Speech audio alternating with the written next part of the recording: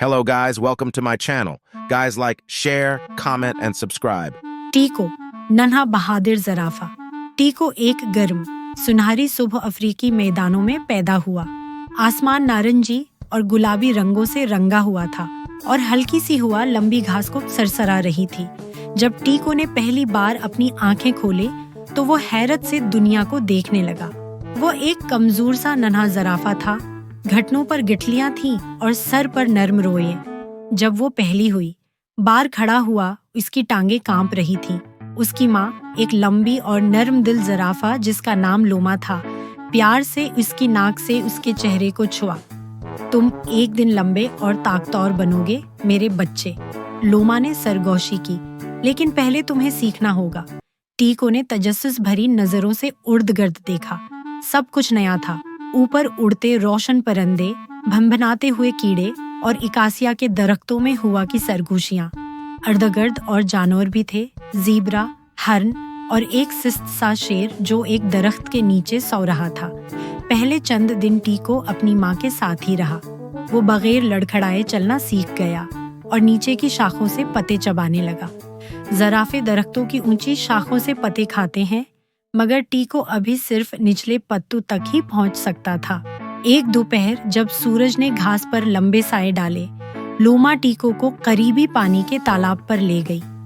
टीको ने कभी एक जगह इतने जानवर नहीं देखे थे। हाथी छींटे मार रहे थे, दरियाई घोड़े घड़घड़ा रहे थे और बंदर दरख्तों में शोर मचा रहे थे। टीको ने पानी पीने के लिए अपनी गर्दन नीचे की, मगर ये आसान न था। ज़ुराफ़े को झुकने के लिए अपने अगले पैर चौड़े करने पड़ते हैं, और नन्हा टीको तो करीब था कि गिर ही जाता। बंदरों ने दरख्तों से हंसते हुए कहा, देखो उसकी लड़खड़ाती टांगे। टीको बगैर गिरे पानी पी सकता था। उसने तो अपनी गर्दन हिलाकर बंदरों को भगा भी दिया। दिन हिफ्तों में बदल गए और टीको लंबा और बहादुर बनता गया। उसकी दोस्ती एक नौजवान ज़ेब्रा ज़ाला और एक तजस्सुस भरे मीरकिट मोमो से हो गई। वो तीनों हर सुबह खेलते, दौड़ लगाते और जंगल के किनारे की सैर करते। लेकिन एक दिन कुछ अजीब हुआ। एक तितली का पीछा करते हुए टीको मामूल से ज्यादा दौड़ निकल गया। जब उसने अर्धगिर्द देखा तो माँ या दोस्तों का कोई निशान न था। ऊंची घास उसके अर्धगिर्द भूल भलियां बन गई। इसका दिल जोर जोर से धड़कने लगा। मामा, उसने पुकारा। ज़ाला, मोमो। कोई जवाब न आया। अचानक झाड़ियों में कुछ हिला। टीको साकित हो गया। एक नन्हा शेर का बच्चा बाहर आया। वो दोनों एक दूसरे को देखने लगे। घबराओ मत, शेर बोला, मैं तुम्हें नहीं खाऊंगा, मैं अभी बहुत छोटा हूँ। टीको ने पलकें झपके। तुम कौन हो? मैं लानी हूँ, शेर ने जमाही लेते हुए कहा। मैं अपने झंड से बिछड़ गई हूँ। मैं टीको हूँ, मैं अपने गुरवा से खो गया हूँ। कुछ लम्हे खामोशी में गुजरे। लगता है हम दोनों ही खो गए हैं, लानी ने कहा। टीको ने सर हिलाया। चलो मिलकर रास्ता तलाश करते हैं। सूरज गुरूब होने लगा और साए लंबे हो गए। टीको, हमने सर हिलाया। चलो मिलकर रास्ता तलाश करते हैं।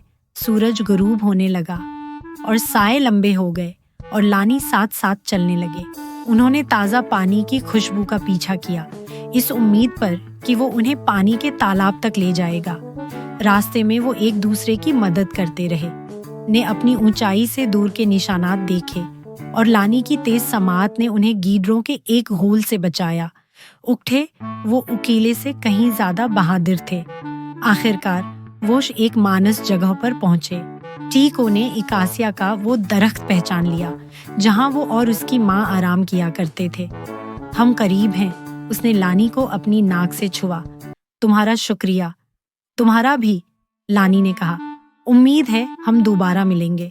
वो जदा हो गए, टीको अपने ज़राफ़ा गरवा की तरफ और लानी खुले मैदानों की तरफ अपने झंड को ढूंढने। लोमा ने दौड़ से टीको को भागते हुए देखा और खुशी से दौड़ती हुई उससे मिली। उसने अपनी लंबी गर्दन से उसे प्यार से लिपट लिया। मैं बहुत परेशान हो गई थी, उसने कहा। मैं खो गया था, टीको ने कहा, मगर मुझे एक दोस्त मिला, एक शेर। लोमा की आंखें हैरत से खुल गईं। फिर वो मुस्कुरा दी। ये अनोखा है, मगर तुम हमेशा बहादुर रहे हो। इस दिन के बाद टीको को कभी खो जाने का डर ना रहा।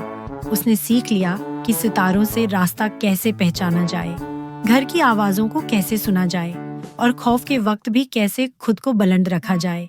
वो मैदान का सबसे लंबा जराफा बन गया, लेकिन वो कभी न भूला जब वो छोटा, लड़खड़ाता और बहादुर था, और जब एक नन्हे शेर ने उसकी मदद की थी। हर शाम जब सूरज नीचे जाता, वो मैदान पर नजरें जमाता, उस उम्मीद में कि वो सुनहरी रंग का पुराना दोस्त कहीं नजर आ जाए, और कभी-कभी वाकई आता। Thanks for watching. Guys, like, share, comment, and subscribe.